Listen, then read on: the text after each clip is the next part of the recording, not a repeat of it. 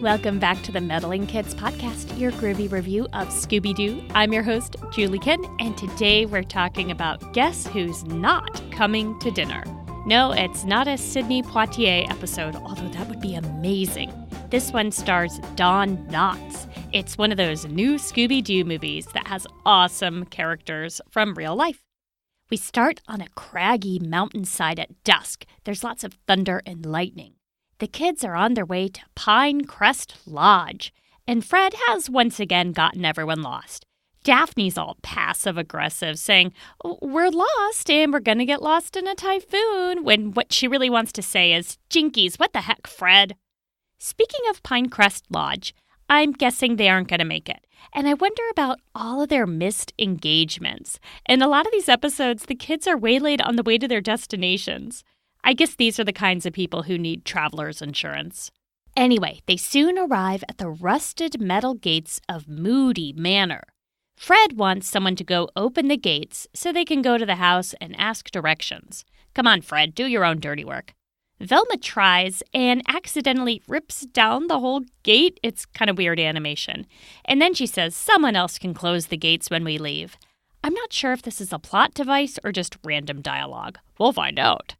They drive on through a long path, but due to a felled tree across the way, they continue on foot. Fred once again delegates, this time asking Scooby to lead the way. Scooby is a reluctant leader, and he freaks out when he sees the felled tree rise back up again. He pantomimes this event for the kids, but they all disregard him as an unreliable witness. After the gang passes, we see a dude dressed in old-fashioned hunting gear with a gray beard and hair, and he's laughing and smirking and saying, "Ha ha ha, little do they know, they're going right into goldenrod." Then he sneezes so ferociously that the gray beard, hair, and eyebrows fall off, and we realize it's a disguise and that Don Knotts is the villain? Ooh, this is getting good. I was not expecting that. He reassembles his costume and continues to laugh evilly as he stalks the teens and their dog. After another sneeze, Scooby sees that it's Don Knotts. He tries to tell the kids, but again they disregard our favorite woofer. Even an owl is teasing him. "Who? Don Knotts? Who?" Velma thinks it's a hallucination, and that he's more likely to see a vampire or a werewolf in these woods. Velma isn't exactly comforting. They finally arrive at an awesome-looking mansion. Sure, it's creepy, but that's just because it's old. They ring the bell while Don Knotts watches from around the corner. The door creakily opens on its own, so Fred is ready to enter. Shaggy must have a recent court appearance in his mind as he says, "Nobody invited us," but Fred figures it's probably an electric door and it's no big deal to go on in. They enter and the door slams behind them. Fred says, again, no big deal, we can always break a window to get out. He is totally unflappable. Meanwhile, inside we see Don Knotts in a dressing room, getting dressed in another costume as he hackles at his own cleverness. Velma wants to stay uninvited there through the night instead of going on to the mountain lodge they were originally going to. Don Knotts, as a British butler with a terrible accent, then comes out of a wall panel and is very inviting to the children, saying they've been expecting them, and that the owner of the house, Captain Moody, is out, but that his good friend is there and is expecting them. He leaves again to get in another costume, presumably. The kids are freaked out, and they try to leave, but all the doors are locked and the windows are barred. They try to go upstairs to see if any of the bedrooms up there have better windows, but the staircase turns into a slide and the telephone is dead. Is Don Knotts a serial killer? Because this is very H.H. Holmes. He's now dressed as a pirate, complete with peg leg and a purple and lavender costume. How does he do that peg leg? Scooby finds a way out through a fireplace, but again, no one listens to him. It's got to be hard to be a man stuck in a dog's body. After the rest of the kids realize his find, Fred tells Scooby to climb up for them. Scooby nearly makes it, then falls, and his paw hits a lever that opens a real secret passage.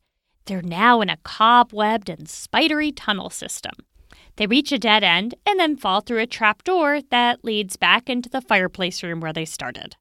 Now, Don Knotts / pirate comes in the room and says a bunch of pirate stuff. He says he's the old friend of the owner, Captain Moody. He's his first mate, and I didn't catch his name. He tries to guess the identity of the kids, but he's mistaking them for other teenagers and a dachshund. He thinks they're Captain Moody's nieces and nephews. Shaggy explains they're just there to ask for directions, but they are hungry and too scared to go back out into the storm, so they agree to join this dude for dinner. However, they're too nervous to eat, thinking the food must be poisoned. Shaggy distributes sliced meat as though he's dealing cards. Then Don Knotts tells them all to go to bed. He whistles, and after a quick costume change, Don Knotts shows up again as a Swedish maid. Don Knotts, as the maid, leads them to their bedrooms. But there are bars on these windows too, and now the kids are really scared. And then the lights go out. Now Velma and Daphne hear the step of a peg-legged dude up and back in the hallway. Only Fred is relaxed, and he's lying back reading a horror novel called Tales of Terror. The kids are regretting skipping their dinner, and so Velma and Daphne, and also Scooby and Shaggy, leave their rooms and head for the kitchen. This takes about 10 minutes of screen time because they keep getting scared by creaking floors and each other. A suit of armor motions Scooby over and then gives him a sweet pat on the head. Guess what? When Scooby tells Shaggy, Shaggy doesn't believe him. Poor Scoob. As Scooby and Shaggy finally make their way to the kitchen, I'm not sure where the girls are, we see an actual translucent ghost-type figure float down a staircase. This one doesn't look like Don Knotts. Probably just the ghost of one of Don Knotts' murder victims. Shaggy brings in a huge tray of food. He and Scooby start making tall sandwiches, including peanut butter, meat, cheese, jelly, and repeat, plus a banana on top. They are finally going to eat when they see the ghost. They run away to the room where Fred is still chillaxing with his book. They tell him about the ghost, and Fred just keeps reading, even when the ghost comes in the room through a secret panel. First, Fred tells them to just stand up to the ghost, but then he leads the running away when he actually sees the phantom, and they all go into the girls' room. With the girls, they hide in the closet, but this doesn't work against the ghost. He's in there with them and chases them back into the bedroom. They realize the ghost looks like Captain Moody from a painting downstairs. But now the image of the ghost is flickering between a ghostly translucent image and a corporeal image that looks suspiciously like Don Knotts. Okay, once it talks, we realize it definitely is Don Knotts. I'm so confused. How did he become translucent? Is Don Knotts dead? Was he a ghost the whole time? As Captain Moody, he says he's back for revenge and that the guilty one must die. Then there's a big chase scene with all the kids hiding in different rooms and the Don Knotts ghost running all around after them, changing back and forth from ghost to dude. Even Fred is scared now. They barricade themselves in a library. Fred tries to explain why a barricade will stop this kind of ghost from passing through the walls, but it doesn't work. He appears through a wall, and Fred vanishes. But now a rotating wall spins 180, and Fred is back, calmly reading a book. The ghost tries to go through another moving wall and kind of gets stuck, but then escapes. Also, some of his hair comes off, and we see Don Knotts' hair revealed as the ghost flees. The kids start to suspect monkey business. Velma finds a wig, and the kids put it together that all the people they have met look alike. The butler, the maid, Captain Moody, the weird pirate dude. Don Knotts' murder plans start to fall apart as the kids ring for the maid, and he puts on his butler outfit haphazardly and then has to go back and change into the maid costume. He comes back with a butler uniform neck down and a maid head neck up. He finally reveals his true identity, and then tells them to freeze so he can blow the case wide open. For the rest of the episode, he pretends to be a detective. He's holding them all hostage until he can get a confession. He comes back in a Sherlock Holmes outfit. He explains he is an incredible master of 1,000 disguises and that he speaks every language. He was previously identified as Don Knotts, so it's not really clear, is he Don Knotts pretending to be a detective, or is he a character who just looks like Don Knotts? We don't really know. Velma tries again to explain they are not Captain Moody's nieces and nephews, who presumably murdered the good captain. we still don't know the exact crime that the nieces and nephews are accused of committing. Captain Moody has apparently vanished, and Don Knotts is somehow vested in finding him and suspects the nieces and nephews are the culprits based on a weird phone call he received earlier that morning. This fits. Whenever I suspect my relatives of foul play, I also call celebrities. They all walk by the suit of armor, and we see there's someone inside. Whoever this is activates a trap door, and the gang and Don Knotts all fall through. While they're down there, Don Knotts explains that the captain is rich and that the nieces and nephews will all inherit $1 million when he kicks the bucket. That's a good motive, I'll admit. More solid than usual. Could this be the first episode with actual murder?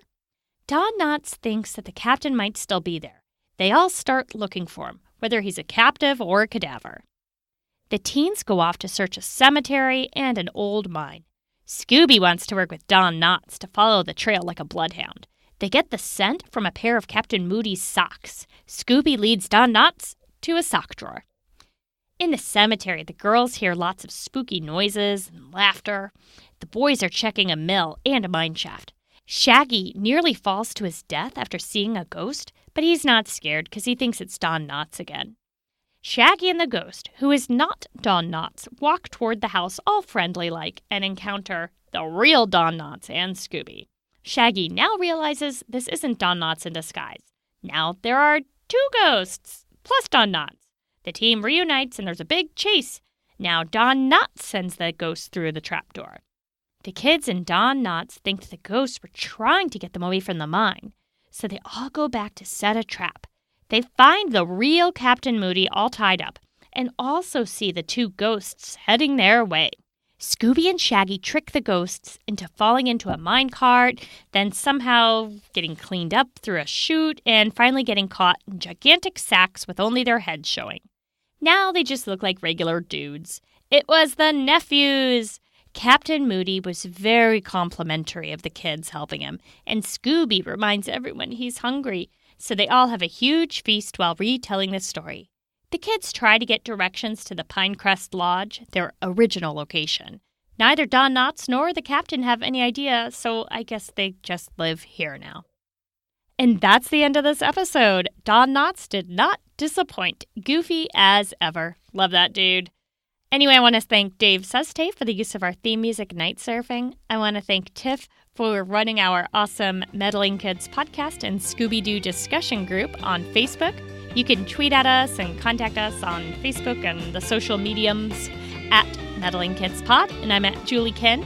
Thanks so much to Olaf, my dear husband/boyfriend. And just remember, next time you are designing your very own murder castle, you would have gotten away with it if it weren't for us meddling kids.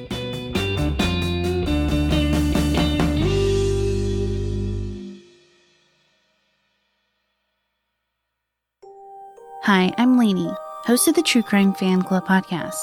If you're a true crime addict like I am, then my show is for you. I'll peel back the curtain and give you a glimpse into the life and crimes of some of the most demented minds. Check out the episode Broken Bonds and listen to a brother reveal a deeply held secret. Or hear about the day that the heavy metal community will never forget in the episode Dime Bag. These episodes are just a sample of our catalog, so you have plenty to binge. Just search for True Crime Fan Club Podcast and any podcatcher. You won't want to miss an episode.